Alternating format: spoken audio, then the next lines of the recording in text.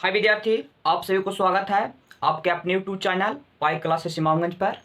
आज मैं आप लोगों को नया टॉपिक लेकर आया हूं, रासायनिक समीकरण।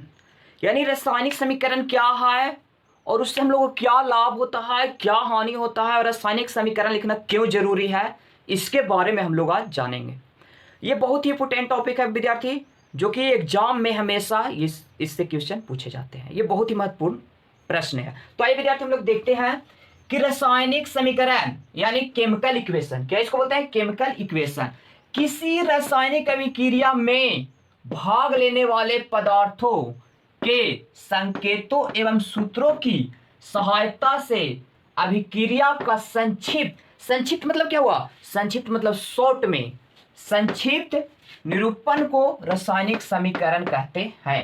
कहने का मतलब यह हुआ कि रासायनिक समीकरण उसको बोलते हैं जो पदार्थों को या तो आप सूत्र के रूप में या संकेत के रूप में लिख सकते हैं। शॉर्ट में संक्षिप्त निरूपण को क्या बोलते हैं? रासायनिक समीकरण कहते हैं। जैसे यदि आपको, जैसे मैं लिखा रहे, हाइड्रोजन और क्लोरीन के मिश्रण को सूर्य के प्रकाश में रखने पर हाइड्रोजन क्लोराइड बनता है। ये आपको कितना लंबा लग रहा है? यदि इसी को हम लोग को शॉर्ट में लिखना है तो कुछ नहीं करेंगे, हाइड्रोजन H2, क्लोरीन Cl2, और जब हम लोग सूर्य के प्रकाश यहां लिख देंगे, सूर्य का प्रकाश और कुछ नहीं, हाइड्रोजन क्लोराइड बनता है यानी HCl। और बैलेंस करने के लिए आप 2 लिख दीजिए। शॉर्ट हुआ ना? ये आपको हो गया लॉन्ग और ये हो गया शॉर्ट, तो इसी को हम लोग क्या बोलेंगे? रासायनिक समीकरण। रासायनिक समीकरण यानी आया समझ विद्यार्थी? रासायनिक समीकरण क्या है?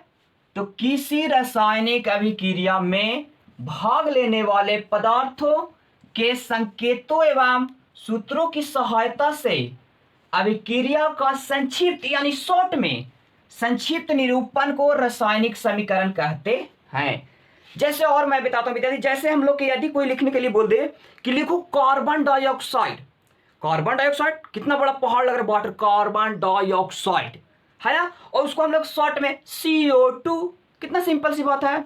यदि और आप लोग को बोल दिया जाए, यदि मैग्नीशियम ऑक्साइड, वाटर कितना बड़ा लग रहा था, पहाड़ लग रहा है, मैग्नीशियम ऑक्साइड, हम लोग क्या सिर्फ MgO, कितना है ना सर। तो यही शॉर्ट में यानी संक्षिप्त में लिखने की विधि को ही हम लोग क्या कहते हैं? रासायनिक समीकरण कहते हैं।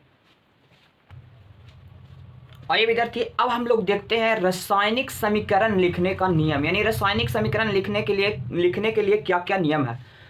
तो रासायनिक समीकरण लिखने का नियम है विद्यार्थी, आप एग्जाम में लिया, रासायनिक समीकरण लिखने का नियम निम्नलिखित है। निम्नलिखित का मतलब होता है नीचे लिखा हुआ है।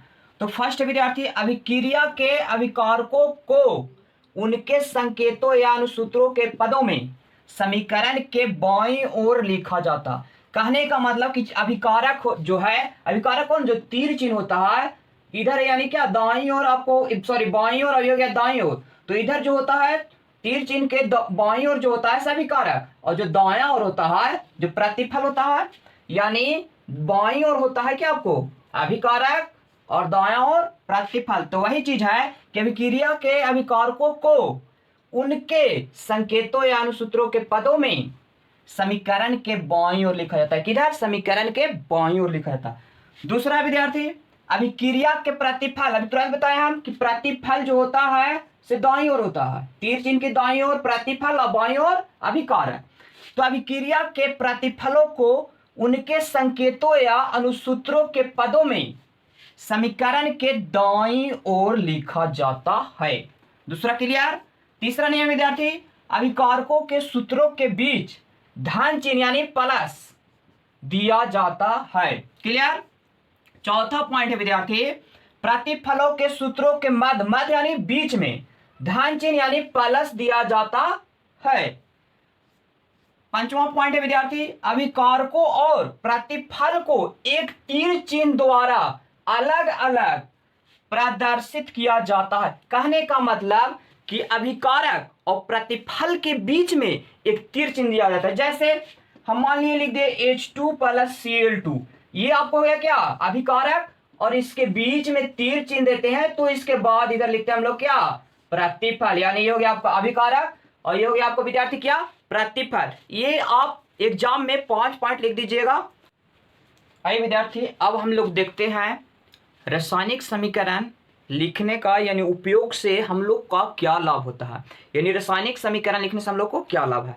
तो रासायनिक समीकरण लिखने का हम लोग को निम्नलिखित लाभ है। एग्जाम में ये पॉइंट आप लिख लीजिएगा, अपने मन से लिखिएगा। पहला पॉइंट, इससे समय की बचत होती है। इससे क्या होती है, समय की बचत होती है। समय की बचत कैसे होती है, तो अगला पॉइंट, इसे लिखने के लिए कागज कम स्थान पर ही आवश्यक होती है। यानी इसको लिखने के लिए कागज कम स्थान घेरती है, तो समय बचेगा ना, कम जब लिखेंगे ही तो समय तो बचेगा ही, और कागज पर जब कम स्थान घेरेगा तो इससे कागज की बचत होगी, यानी स्थान कागज कम घेरेगी तो हम लोग को कागज बचेगा यानी पेज बचेगा। चौथा पॉइंट, वैज्ञानिकों को रासायनिक समीकरण की जानकारी प्राप्त करने में किसी भी प्रकार की कठिनाइयां नहीं होती है। यानी रासायनिक समीकरण हम लोग लिख देते हैं तो उसको वैज्ञानिक लोग को कोई कठिनाई नहीं होता है कि कितना कितना हाइड्रोजन है, कितना नाइट्रोजन है, उसको जानकारी करने में, यानी हाइड्रोजन की संख्या, ऑक्सीजन की संख्या कितना है, उसको जानकारी करने में कोई कठिनाई यानी कोई दिक्कत नहीं होता है विद्यार्थी। नेक्स्ट, इससे प्रतिफल की एक निश्चित मात्रा के निर्माण के लिए आवश्यक अभिकारकों के द्रव्यमानों की गणना ठीक ठीक की जा सकती है। कहने का मतलब कितने अभिकारक हैं, कितने प्रतिफल है, गिनने में यानी गणना करने में कोई भी कठिनाई नहीं होती है विद्यार्थी। तो आई होप आप लोग को यह वीडियो अच्छा लगा होगा, थोड़ा समझ में आया होगा, तो इस वीडियो को लाइक कीजिए और शेयर कीजिए। नेक्स्ट वीडियो में हम लोग पढ़ेंगे विद्यार्थी रासायनिक समीकरण का प्रकार। ठीक विद्यार्थी, तो जय हिंद।